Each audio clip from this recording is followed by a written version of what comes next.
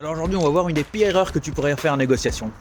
Alors tu verras qu'en marchant bien ou en investisseur, quand tu enchaîneras les visites, tu seras très souvent tenté de fracasser les prix. Alors ça, c'est quelque chose qu'il faut absolument pas faire. Pourquoi ?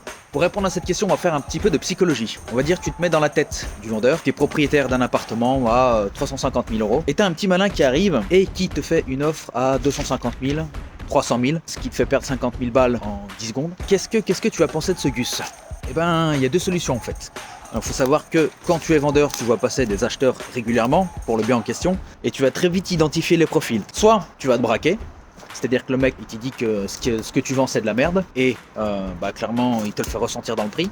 Soit si c'est toi qui fais l'offre, tu te fais passer pour un guignol. Tu te fais passer pour un guignol parce que tu es complètement discrédité, ton offre elle est pas du tout cohérente avec le marché. Et dans les deux cas, c'est très compliqué de repartir à la table des négociations. Si je veux rentrer dans les détails, il y a deux types de situations et ça va dépendre de qui tu es en face de toi. Mais dans les deux types de situations, ça va se terminer pareil. Si tu as un agent immobilier en face de toi, l'agent immobilier il voit passer les acheteurs tous les jours, donc il connaît très bien la psychologie de l'acheteur. Donc admettons que tu fasses une offre à un prix sacrifié, lui il est pas con, il va même pas transmettre ton offre. Et si tu as affaire au propriétaire en face de toi, si c'est lui qui te fait la visite, ça veut dire qu'il s'implique déjà un petit peu dans la revente, il a quand même une idée assez vague du prix, toi t'arrives, tu fracasses son prix. Donc ce qui se passe c'est que lui, il a un chiffre en tête et l'argent il l'a déjà dépensé. Donc admettons qu'il est en train de vendre un studio à 1 million d'euros, dans sa tête le million d'euros il l'a déjà dépensé en fait. Il se voit déjà à bord de sa Lamborghini ou dans son appart à Saint-Tropez. Donc, que faire ? Pour moi, la solution pertinente, en fait, ça va d'y aller à pas feutrer, en fait. Il va falloir essayer de voir dans quel état d'esprit il est, où est-ce qu'il en est dans sa démarche. Il va falloir poser des questions. La première question, ça va être depuis combien de temps est-ce que le bien est à la vente ? Si ça fait 2 jours, c'est même pas la peine de négocier. Si ça fait 4 ans, tu négocies pas non plus, tu te casses, parce que si ça fait 4 ans, le mec, il veut pas le vendre, en fait.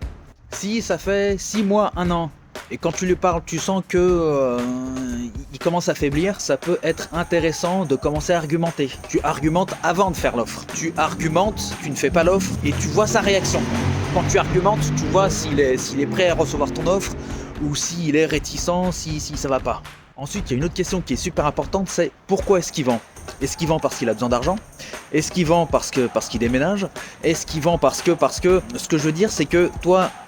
il va falloir répondre à son problème. Et il faut savoir quel est son problème. Si tu veux faire des offres super agressives, la plupart du temps, le problème auquel tu pourras répondre, c'est quelqu'un qui est pressé. C'est-à-dire quelqu'un qui ne veut pas de clause de suspension de financement sur son compromis. Donc une fois que tu as cerné un petit peu le profil, 9 fois sur 10, tu te rendras compte en fait que si tu fais une offre agressive, tu vas juste te faire passer pour un crétin. Donc moi ce que je fais dans le genre de situation, je lui sors la phrase suivante. Alors très bien, votre bien il est intéressant, je suis intéressé. Par contre je veux pas vous faire d'offre tout de suite parce que le niveau de prix, je sais pas prêt à me mettre à ce niveau de prix. Donc prenez mon numéro de téléphone et tenez-moi au courant. Et là, il va se passer quelque chose de magique, il va commencer à réfléchir. C'est là toute la puissance du truc, c'est que techniquement, si le bien est au prix du marché, alors c'est toi qui es en tort, et techniquement, c'est le propriétaire qui a raison, il sait qu'il va le vendre. Par contre, effectivement, si le prix est complètement désaligné du marché et c'est lui qui se fait des films, il va très vite se rendre compte, en se prenant des bâches, que ce qu'il fait c'est pas bon et qu'il est pas prêt de le vendre. Donc là maintenant je sais que tu vas me poser une question, mais comment est-ce qu'on fait des bonnes affaires ? C'est tout simple, la plupart du temps en fait c'est les affaires qui viennent à toi. Quand tu te fais connaître auprès principalement des agents immobiliers, tu leur auras dit au préalable que tu payes sans financement, donc c'est déjà que tu as l'habitude. Oui, parce que les bonnes affaires n'arrivent jamais, c'est jamais les premières les bonnes affaires.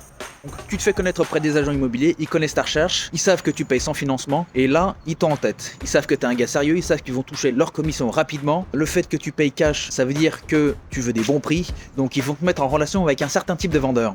En fait, t'as plus qu'à patienter. Ce qu'il faut, c'est relancer les agents régulièrement. Si tu trouves que tu fais pas assez de bonnes affaires, tu peux couvrir plus de territoire pour avoir plus de chances d'avoir de bonnes affaires. Puis voilà. J'espère que je t'ai apporté un max de valeur. T'hésites pas à liker, commenter, et puis si ça te plaît, tu t'abonnes.